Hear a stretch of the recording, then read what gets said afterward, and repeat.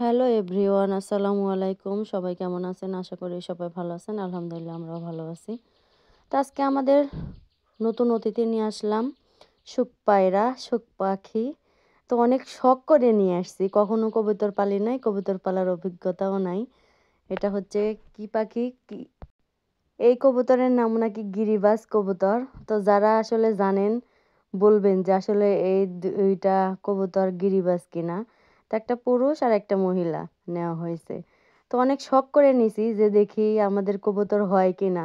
মুরগি তো পাললাম হয়, পাখি তো নিলাম হয়। তো কবুতর দেখি হয় কিনা। কবুতর নাকি সুখ পাখি, যেখানে সুখ বেশি থাকে কবুতর নাকি সেখানে থাকে। তা আল্লাহর নাম নিয়ে দুইটা দিয়ে শুরু করব, আর নিব না। পরে নিব, যদি হয় আল্লাহ রহমত করে তাহলে আবার কবুতরও নিব। কারণ আমার যে উপরের দুইটা খোপ আছে সেই দুইটা ফাঁকাই থাকবে। তো উপরের মধ্যে একটু সমস্যা, খাবার টাবার দেওয়াও। তাই এই যে আমার একটা মুরগি আবার এখানে ডিম নিয়ে কুচা বসছে, মানে ডিম নিয়ে বসায় দিছি। আমি বেশি ডিম নেই নাই, শীতের জন্য 6টা দিছি। আর এখানে আবার নতুন একটা মুরগি ডিম দিচ্ছে, কেবল 2টা ডিম দিছে। এই দুইটা হচ্ছে দেশি মুরগি।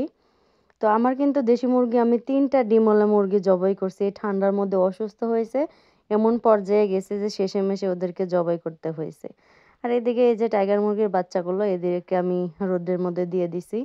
আর এই যে একটার মধ্যে আটবে না জন্য 2টার মধ্যে দিয়ে দিছি, কারণ একটার মধ্যে মানে ওরা একটার উপরে একটা উঠে যাবে, পাড়ায় লেগে দেখা যায় যে মারা যাবে। আর এই যে আমার এই হলুদ মুরগিটাই কিন্তু ডিম দিচ্ছে, 2টা ডিম দিছে। দেখাই দিলাম। দেশি মুরগিটা কিন্তু দেখতে অনেকটা একদম লেয়ার মুরগির মতো দেখতে। আর ওইদিকে এই যে আমার কাল্লানি মুরগি, মানে একে আমি কাল্লানি বলি। ও হচ্ছে সিল্কি মুরগি, ও কালো জন্য ওকে কাল্লানি বলি। আর এদিকে আরেকটা হচ্ছে মোরগ, ওরা গরমের মধ্যে সুন্দর করে রোদের মধ্যে রোদ তাপাচ্ছে। আর এটা হচ্ছে টাইগারের ছোট্ট বাচ্চা, এর একটা দুর্ঘটনা ঘটছে, ওর পাটা পুড়ে গেছে, এই জন্য ও একটু অসুস্থ।